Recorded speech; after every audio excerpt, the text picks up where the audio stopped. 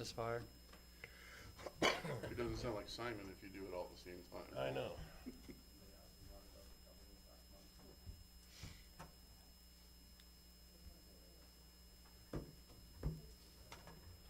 Fine.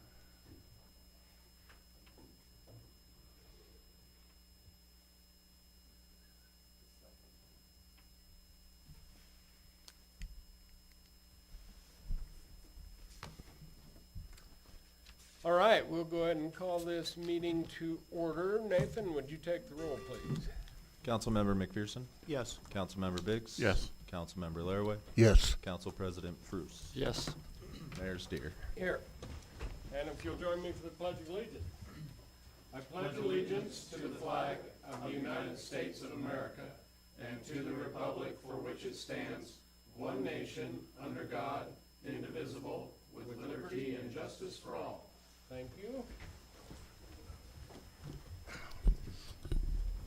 I'll just start out with congratulations, Councilmember Bruce on re-election, and Michael Rocco for joining the team after the first of the year, and also John Laraway for not having to have your name on the ballot this time. Or on the front page. True. Let's see, we need to amend the agenda, so I move that we amend the agenda and remove item number 4A. I'll second that. I guess I didn't know that. Okay, motion's made and seconded to amend the agenda by removing item 4A. Any discussion on that motion? I'm just curious why. We will, when we get to 7A, I'll let Mark kind of go into it and explain it. Okay. Yeah. It's just down there, okay. Got it. All those in favor say aye. Aye. Any opposed? Motion carries. Next item is the consent agenda. I'm good. Councilman Biggs, anyone? No, I'm good. I move we approve the consent agenda as published. Second. Motion's made and seconded for approval. Is there any discussion on that motion? Nathan, would you poll the council, please? Councilmember McPherson? Yes. Councilmember Biggs? Yes. Councilmember Laraway? Yes. Council President Bruce? Yes. And that motion carries. Next, we have public comment. I didn't have anybody sign up to make comment to council, or is there anybody who wishes to? All right.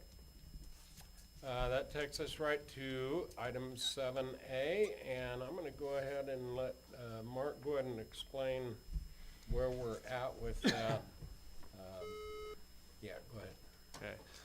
Mark Bybee, City Attorney. So, Councilman Biggs, to answer your question why we removed the executive session. Since the last meeting, it's come to my attention that to do a discussion of purchase of real estate in executive session, there's actually an exception that I just had forgotten. And when I recommended going into executive session, that says if it's owned by another public entity, the real estate, you can't discuss that in executive session. It has to be not owned. And so to that end, too, I think it's important to make a record now, because we did have the executive session at the end of last meeting, just to identify that we entered that executive session to discuss and receive information from staff as to whether the city council was interested in pursuing the real estate, which is it called the 4th Street Gym? Is that the right terminology? Yeah. And Michelle, Mayor, help me, Michelle's last name. Covert. She Yeah, presented Michelle. to the council basically the idea that this had come available. Did the council, and generally the discussion was the council interested in staff pursuing this. Ultimately, the understanding was from that discussion that they were interested in staff pursuing that and then bringing it forward as a business item for consideration and approval. And so I'm making that record to make it aware, just the record of what was discussed in the executive session on the last agenda as well. And now this is on the agenda for your consideration to authorize the mayor to submit a sealed bid on behalf of the city for the purchase of that property. The difficulty here, and part of why this is, I would say, kind of an issue of conflict of law, which makes it challenging. Public record law says we can't discuss this, but then this in executive session, or not public record, open meeting law says we can't discuss it in executive session, but this calls for a sealed bid because there's the importance of presenting a bid that's not known to everyone else so that you're not just immediately outbid. And so we're kind of in a conundrum here. The bid still does need to be sealed. It would be authorizing mayor to submit it. The issue is if you, as a council, decide to identify an amount, everybody will know exactly how much the bid is. And so I leave that to you, the council, as to whether there's, comfort in authorizing the mayor to submit a bid without a specified amount and leaving it to his discretion. And if so, are there limits on that? Because unfortunately, the nature of these two different laws kind of put us in a weird position as to how to submit a sealed bid that's competitive and not just immediately outbid by somebody else who might be interested as well. Now, And then also to expand on that, presenting a bid, they still, the school district would still have to accept that bid, whether or not they will. And then it doesn't legally bind council to actually make that purchase. So if when it's all said and done, you don't agree with what I did, then of course you just wouldn't authorize those funds to be spent. So you're not legally binding yourself to a purchase Right. based on the fact that I put in a bid, so. and would it, if I may? Yes, you may. Would it, is Michelle not here? So I guess that you would submit the bid contingent on council approving it? Is that how that would work, or? Well, I Or don't would even it know that have a we, contingency? It yeah, I would just don't know come that back we to us even for a need to do vote? that. We'll just put in a dollar amount and, Then we'll discuss it if they decide to move forward. yeah. Because Okay. the school district, I don't know that they're even set really on, they put a clause in there that they could accept or reject any and all bids. So, Okay. I don't know that they even are interested in selling it, so we'll see how that works out, but. Anyway, so the request for tonight is if, you would authorize for me to submit a sealed bid on behalf of the city. Michelle Covert and Jessica are both gone for training this week, so they prepared all those documents without a dollar amount attached to it that are in the possession of the city clerk. And I think we have to have those in by 4 o'clock tomorrow, so. Okay. Yes, and Mayor, if I may, Yes. Nathan Stanley, City Clerk, the minimum bid would be roughly 1.7 million. It's based on the assessed value of the property. So just so there's a range that you guys can go off of. May I ask a question? Yes, you may. I guess this would go to Doug. Do we know how do I phrase this? The severity of the condition of the gym, lead pipes, asbestos? Do we know what we're buying? For the record, Doug Hansen, CUNA Planning and Zoning Director. So we have a general idea of what could go into the mitigation needs of the project. But we don't know like the exact severity and specifics of it all. Some of that was factored into the appraised value of the property. Okay. So if we do purchase this property, are we gonna, my concern is if we purchase this property, we own it, when we have to start making repairs, the dominoes start to fall. Asbestos issues, lead pipe issues, do the showers work? I mean, I guess that's my curiosity. A lot of that's been updated over the years, so, Pardon me? a lot of that has been updated over the years. When the school put all those office buildings in there and stuff, a lot of that was, I mean, I don't know the extent exactly, but I know they did a lot of renovation in there. They don't have showers in, those have all been removed from the old locker room and that. There is 2 bathrooms in the gymnasium. Showing your But age those are there. all It's updated. changed a lot since Mike's son. Yeah, it's just So- it's just my concern, when we buy it, we own it, we're gonna, any problem that comes along, we're gonna get, That's assuming that we wanna keep it up because the property value itself might be more than what the pain would be to maintain the gym as is. And right now, I look at it as right now, the facilities that use it, we have no covered area for any of the kids that use the gym for sports, things like that. If they've been using it this long, I would think we could continue using it like it is. At least Yeah, for now. Michelle gave kind of an overview of that. As long as the use doesn't change, then we're not required to do a bunch of upgrades and that. And they already have handicap accessibility and things like that. The floor looks to be pretty decent. They put that new rubber roof on a few years back, and, I mean, the gym itself looks to be in pretty fair shape, so. For as old as it is, yeah. But my main thing with it is just keeping it as a community asset for, different programs to use for basketball. They're using it for, Shooting too, right? Do they use it down there as shooting? Well, that's American Legion. American Legion.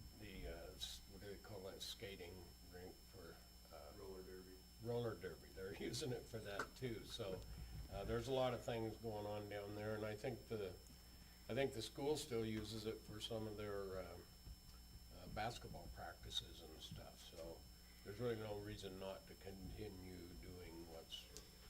using it for what it's being used for, and And then nobody would come down and want to put a high-rise, multi-unit property in there. Well, I was thinking that something. Yeah, But the property value, if like YMCA decided they wanted to try and put something there and they could put a YMCA there, that would really change the game for the city. I mean, because we have limitations obviously with the gym as is, but eventually, you know, a few years from now or something, what if we, you know, explored something like that? So it's a pretty big area of land. The only, that whole square, was it the Super C's the only one Super that's? C cutout's the only thing of it being That's that entire city block. That's a so. big We're not area. required to put asphalt down in the parking lot, are we? Not as long as we don't change use, then we don't have to really Because I bring know, it out. don't we require businesses to pave their parking lots? When they change use of buildings, then yes, we require that they update and upgrade. Seems to me like the 1.7, from a commercial aspect, that entire swath of land, it's kind of, sounds like a bargain. well, and just, the heritage of CUNA, and keep downtown CUNA. You know, Thank you, Doug. So really, that's the only thing up for consideration tonight.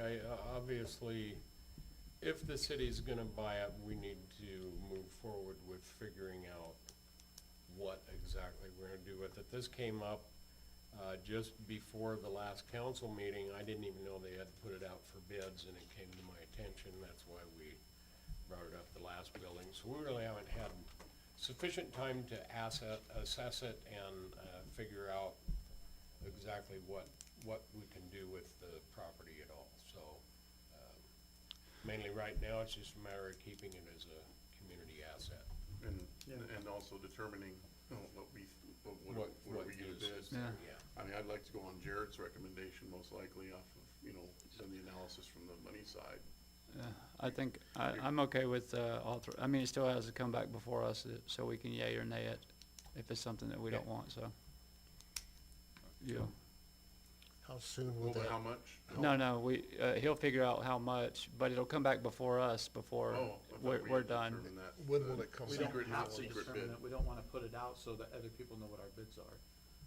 When will I it thought come Mark back said for we what? did, though. When will it come back No, we to us, don't the have council? to announce it.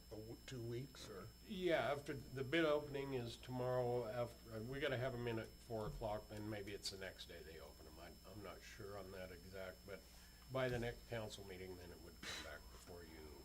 Unless they reject our bid, then it won't matter anyway. Yeah, Well, so just to clarify with Mark, because I thought I heard something different earlier, was I thought you said that the whole conundrum was that we were gonna have to be public about what we were going to bid, when it's supposed to be a sealed bid, but you're just saying that can be determined by the city staff, and we just Well, if the Wait. council was gonna set the amount of the bid, yes, and so essentially the only way around not making your bid public is by allowing the mayor to determine the amount Okay. bid. And then it That- comes that- back before us and we say yes, no, pound sand. Mayor bid $5 million. Okay. So, Councilman Laraway, are you, Well, I'm not gonna fight it. There's a lot of concern about, once we buy this, we own it. We're gonna own the problems, the maintenance. right? And there's really no money coming in to support it. But I'm not gonna stop it. Yeah, so we can, and those are things we're gonna assess, so we'll get that figured out, what that looks like, and we'll try and have something better put together for you when we come back with how much it is and what it looks like. we Is can the do it. school still gonna use the office space? I believe that they would like to until they can come up with something, in lieu of, so. And I don't see any reason we can't let that happen, and So I'm okay with authorizing it, or Yeah, 100%. Councilman Biggs. Yeah, at the very least, the property value Yeah. makes it worth it. I move we approve the authorization to let the mayor submit a sealed bid on behalf of the city for the purchase of real estate located at 571 West 4th Street, Cuna. Second. motion is made and seconded. Is there any further discussion on that motion? All those in favor say aye. Aye. Aye. Any opposed? And that motion carries. All right, item 8A.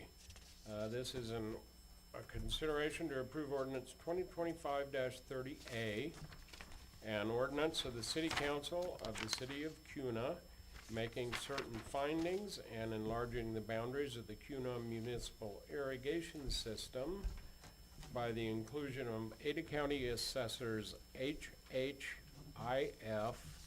VI LLC and declaring water rights appurtenant thereto are pooled for delivery purposes, and declaring the city clerk to record this ordinance as provided by law, directing the city engineer to provide notice of this ordinance to the New York Irrigation District, the owners, and update the irrigation system map, and providing an effective date. Move we waive 3 readings of ordinance 2025-30A. Second. Motion's made and seconded to waive the 3 readings. All those in favor say aye. Aye. Any opposed? Motion carries. I move we approve ordinance 2025-30A. Second. Motion's made and seconded for approval of the ordinance. Is there any discussion on that motion? Nathan, would you poll the council, please? Councilmember McPherson, Yes. Councilmember Biggs. Yes. Councilmember Laraway, Yes. Council President Bruce. Yes. And that motion carries. Item 8B, consideration to approve ordinance 2025-37, an ordinance of the City Council of the City of Cuna, making certain findings and amending Chapter 4, Section 3 of Title 5 Cuna City Code, application requirements, review, and fees, and amending Chapter 8, Part 201 of Title 5 Cuna City Code zoning permits, and amending Chapter 8, Part 304 of Title 5 Cuna City Code contents of application, and amending Chapter 8, Part 403 of Title 5 Cuna City Code form, and amending Chapter 8, Part 910 of Title 5 Cuna City Code Design Review Application Required, and amending Chapter 9, Part 203 of Title 5 Cuna City Code Preliminary Plat, and amending Chapter 9, Part 204 of Title 5 Cuna City Code Final Plat, and amending Chapter 9, Part 602 of Title 5 Cuna City Code Lot Split, and providing a severability clause, and directing the city clerk, and providing an effective date. I move we waive 3 readings of ordinance 2025-37. Second.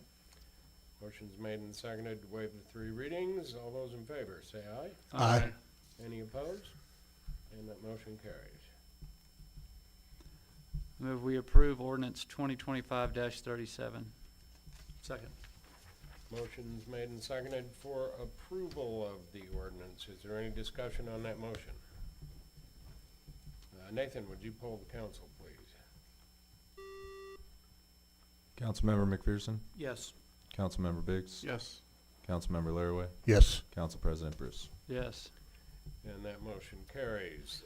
I move we approve the summary publication of ordinance 2025-37. Second. We have a motion and a second on approval of summary of the ordinance. Is there any discussion on that motion? All those in favor say aye. Aye. Any opposed? That motion carries. And that is all we have on the agenda for tonight. Is there anything anybody wants to announce tonight? Starting to get cold out. Starting to get cold out. Parks crews are out putting up Christmas lights all Yeah. over the place. I They l- look really awesome when they get there. I don't mind the cold weather.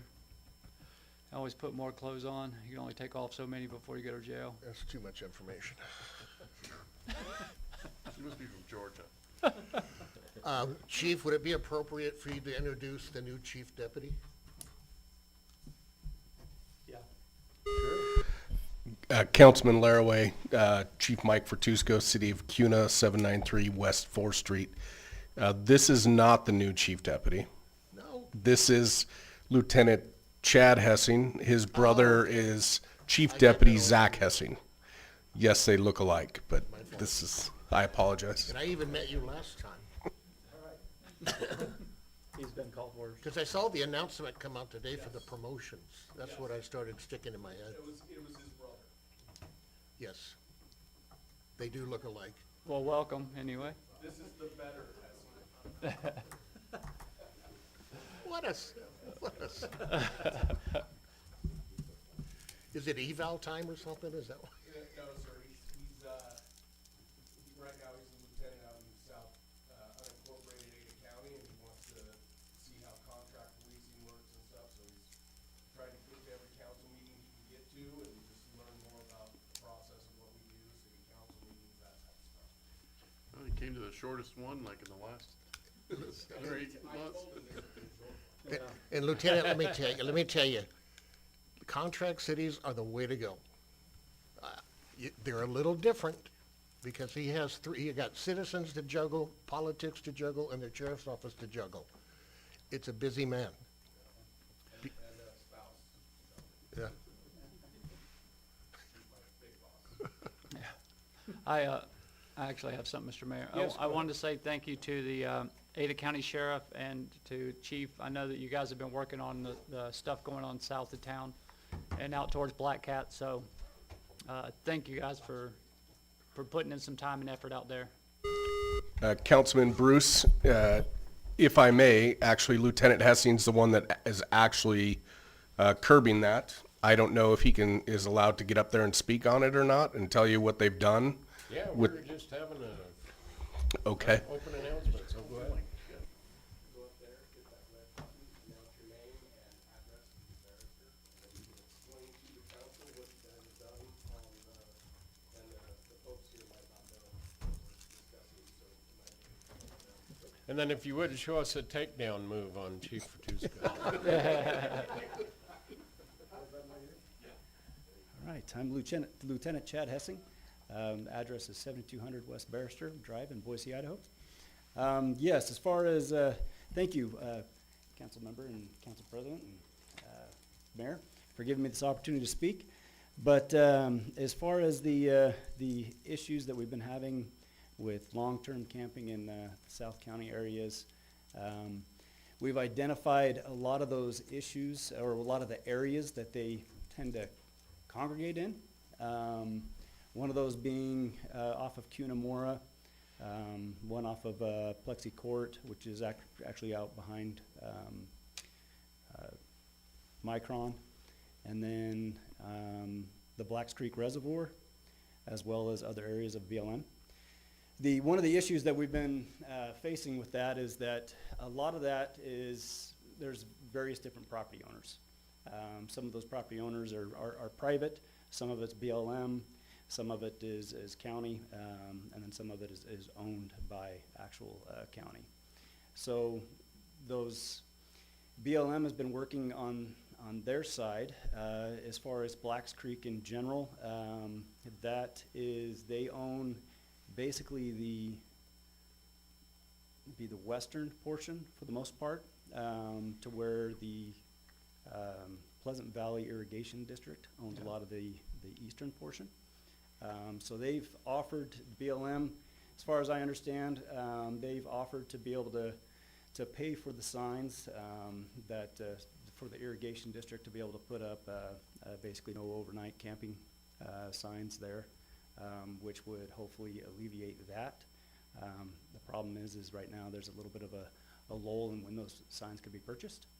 And then we've talked with, because most of the land is vacant, obviously, and there's several different owners of the property that we've spoken with that also would like, you know, the issue to be taken care of. So they've have offered to put up no trespassing signs and to sign no trespassing forms with us that we can keep on file.